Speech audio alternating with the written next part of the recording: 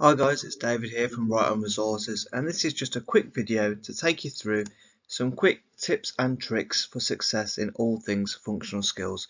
Now this will cover mainly things about English, specifically looking at things like ESOL, entry level, and level 1 and level 2 of the main English functional skills course. It will however also touch on a little bit about maths as well, so if you are studying for either of those, please stay with the video and hopefully it will help you to do a little bit better on your course. So the first thing I'd like to bring to your attention is just about knowing your course. So we're thinking here about ESOL and functional skills, and that they require some different skills in order to actually pass and be successful on the course.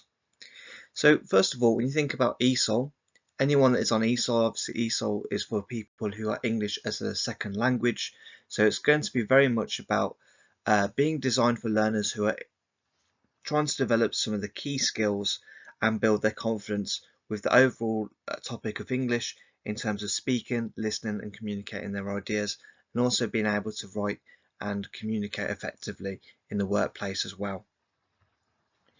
When you go on to the entry level functional skills, this course is designed for learners who need to develop basic skills for English in reading, writing and speaking and listening. Now, a lot of people think that entry level functional skills and ESOL are very similar, and to some degree they are. However, ESOL is very much more designed for people who are trying to get to grips with English, coming from a completely different language and background. It's really important that if you are starting functional skills, if you are English as a second language, that you really think carefully about doing ESOL first, because that is really where it develops and builds those skills that are going to enable you to do well when you move on to the next levels for entry level and also onto your level 1 and level 2 of the functional skills course. Then finally, you have level 1 and 2 for functional skills. So this one is very different from our first ESOL one. A lot of the skills and the techniques that you need to be able to demonstrate are going to be a lot more complex and harder to grasp. So this course is designed for learners to develop key skills for employment and further study. So if anyone is thinking about doing a course or going to university or anything like that, then this is going to be really important for you, because you need to have a certain level of academic ability in terms of writing and communicating effectively in order to progress within a really high level of a course. This is also a key stepping stone to anyone looking to study GCSE English. Now, when you actually look at the GCSE English paper, it does vary quite a bit from level 1 and level 2 functional skills, but a lot of the basic skills that you develop during level 1 and level 2 are really going to be the fundamentals that you need for the GCSE. So it's important that you really have a good awareness of these different levels before you decide which one is right for you. I cannot stress enough that it is not always the best idea to jump straight to GCSE, because a lot of the time you're going to find yourself to be quite overwhelmed and really struggle to kind of get to grips with what's being discussed in GCSE if you haven't covered these previous levels first of all.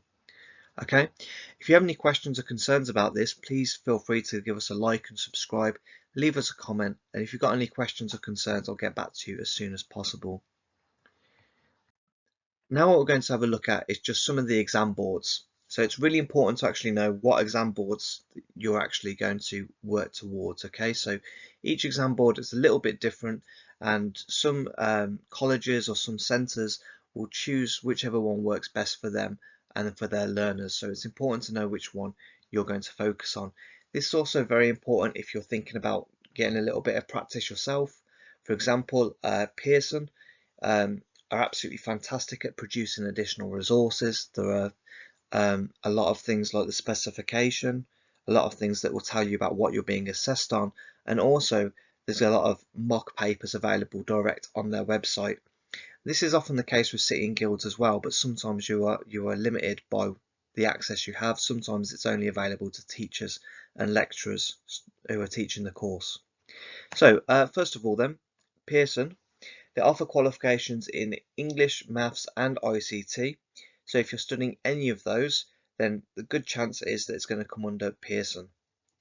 They have comprehensive qualifications for all ages and learner types that equip learners with the practical skills needed to live, learn and work successfully.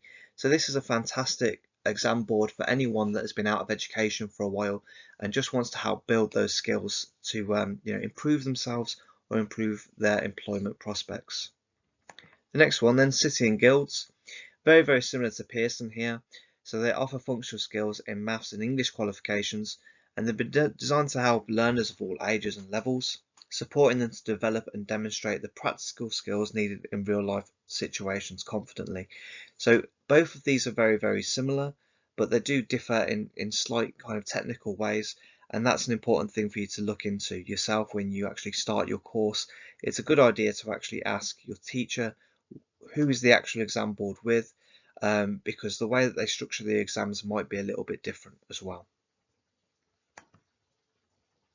So did you know that we have the links to the exam boards and the actual description for the video? So if you do want to actually go away and you want to do some revision by yourself, then the links will be there, so you can actually access the websites that will pertain to the exam boards that you're actually studying towards. Now let's take a look at some of the skills you need when you're attempting the reading component of your course. So first thing, one of the most important things is skimming and scanning. So whenever you're faced with a new text, it's important to be able to develop the ability to pick out key information and to be able to skim through the text and to quickly get an idea or gist of what it is the writer is trying to communicate. Being able to actually scan the text is going to help you to identify specific key areas from the reading test that you're going to actually have to apply when you're doing the assessment. Have an understanding of typical British idioms and expressions. Now, one of the difficult things about the English language is that we have a lot of expressions that don't really make a lot of sense.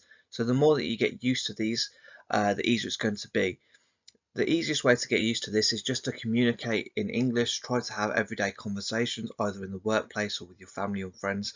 The more you get used to the way that we use these expressions, the easier it's going to be should you find them in a text. Be persistent. So some texts are going to be hard. Sometimes you won't understand all of them, but don't give up. Sometimes some of the words or the vocabulary that we use are going to be a little bit strange, might throw you off a little bit. If you're not in an exam situation, then use your mobile phones, have a look up what the word might mean and add it to your own vocabulary. This is a word that you should now try to use in your everyday life, and the more you get used to using more advanced vocabulary, the easier it's going to be when you come to do your reading assessment and also your writing assessment as well. And last one, ask for help and support. This can be from your friends, your family, co-workers and teachers, or even if you want to from here. All you need to do is give us a comment and I'll try to get back to you if you need any help or support. There's nothing wrong with asking for support. We all need it at some point. So it's important that if there is something you're unsure about, ask someone else. Ask someone who's been in the same situation. Ask a teacher, someone you work with, or anyone that is available to you. We all need help, and the real thing about learning is having that acceptance of realizing there's areas you need to improve and being confident enough to go out and look for the right answers. Now let's take a look at a few things you can do to help improve your writing skills. Now this is often the component within the course that a lot of students really struggle with, and this is because there are a lot of different elements to be aware of. So first of all, one of the things that you need to be aware of is when you are doing your writing assessment, have you read the question carefully? So a lot of the time, especially when we go into exam style situations, a lot of people can be nervous, can be a little bit unsure of themselves, and they kind of just rush through it very, very quickly, and they don't really take the time to read through the question carefully. So make sure you allow yourself that little bit of time, fully absorb the message that the examiner is trying to communicate, and really try to understand what it is they want you to focus on in your writing. Be aware of your spelling and grammar. Now this becomes more and more important the higher up in the levels that you get within your functional skills qualification. So please make sure that that is something that you're aware of, okay? There are lots of spelling tests online. There's also a lot of resources and things like that, especially on the Pearson website, where it will tell you a few examples of the type of spelling tests that you might actually have to face. Understand the different types of text you may face. Now this is something that often throws off a lot of students. As I've said before, the writing element is often the hardest part of the course, and there's many different texts that you need to be aware of, especially when you get into level 2 for functional skills.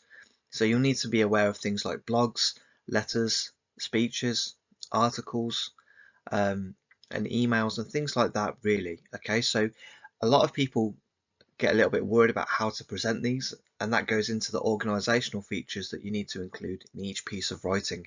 If you're not too sure about these things, please give us a comment. Please say if there's some specific area that you'd like us to focus on next in terms of these video lessons as well. Express yourself clearly. Now, I know we've got this for the writing skills, tips and tricks, but it's also something you need to think about for both the reading and also the speaking and listening component that we're going to look at in a little bit of time. If you're not expressing yourself clearly, then your message is simply just not going to come across for the actual examiner.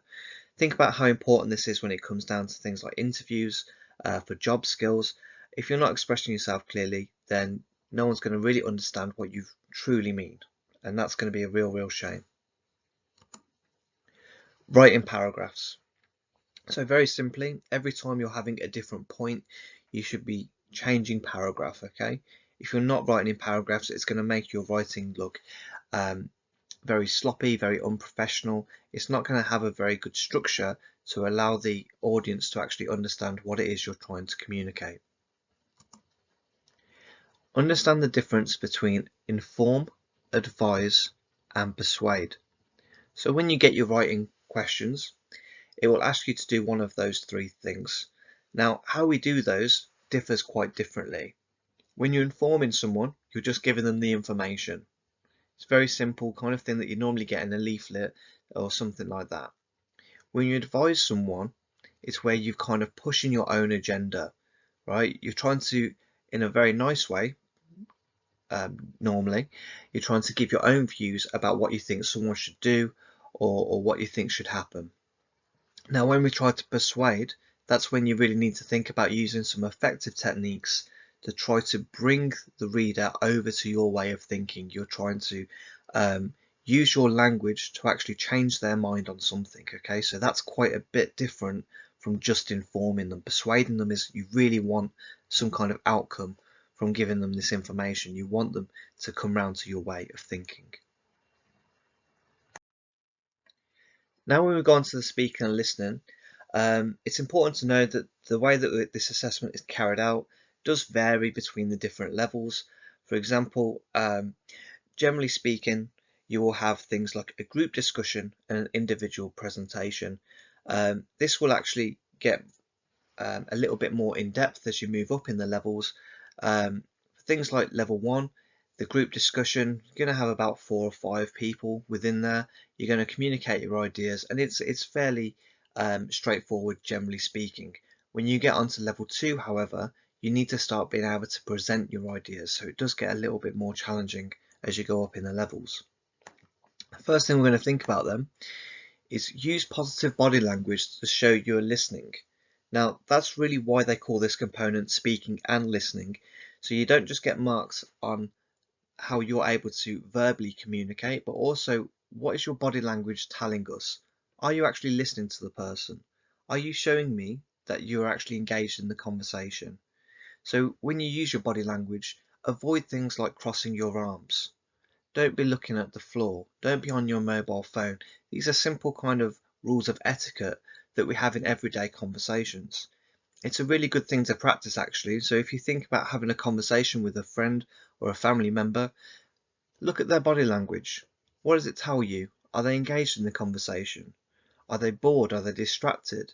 All of these are negative ways to show your body language, right? You need to tell someone using your physical attributes that you're listening and that you're engaged to what they're trying to tell you. Maintain a certain level of eye contact with the speaker. Now, when we say this, we don't mean that you need to constantly be locking eyes with the person who is talking. Generally speaking, you want to get about 70% ratio of looking at their eye and then looking elsewhere. Maintaining too much of eye contact is going to appear quite aggressive and potentially quite rude, but you want to make sure that the speaker knows that you're listening, and occasionally make sure that you can make eye contact with them just to let them know that you are listening and you are engaged in the conversation. Communicate your ideas clearly. So basically, try not to go on a big tangent. Don't waffle. Don't talk about things that are completely irrelevant to the point that you're trying to make in the first place. Think about how you can communicate in the most effective manner possible, rather than showing that your ideas are just a stream of uncertain ideas. Make sure you actually think about carefully what it is you want to say to the people that are listening to you. Use the appropriate tone for the topic and the audience. So when we say tone, we mean the mood of your voice. So make sure that your voice matches the kind of topic or the audience that you're speaking to. If you're speaking to a very young audience, for example, you might speak a little bit softer. You might speak in a certain way that is different to that of an adult audience or a more professional audience as well.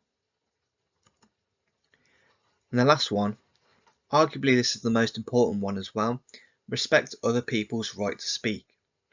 If you think about the everyday conversations that we have, really think about it, how often do we actually interrupt each other? Even when it's with family and friends, a lot of the time we just are so eager to get our own thoughts and ideas across that we end up speaking over people.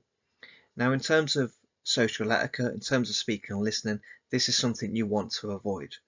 Be respectful. Everyone has the right to voice their own opinions and their own ideas, so you should wait for when they're finished speaking. Even if you have a question that comes to mind, make sure you're being respectful and you allow them the time to fully develop the points that they're going to make. How to revise. So you've probably heard this expression before. It's kind of an old cliche of an expression, but failing to prepare is preparing to fail.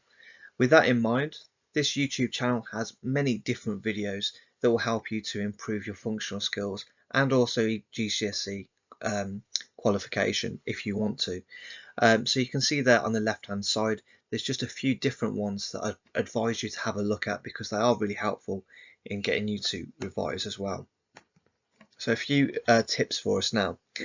So revising should be personal to you and your learning journey. So it's good to keep asking the following questions. Okay, so no one learner learns the same. No one has exactly the same strengths and weaknesses as someone else. So you need to kind of tailor it to your own progress within your course. So it's good to think about these following things.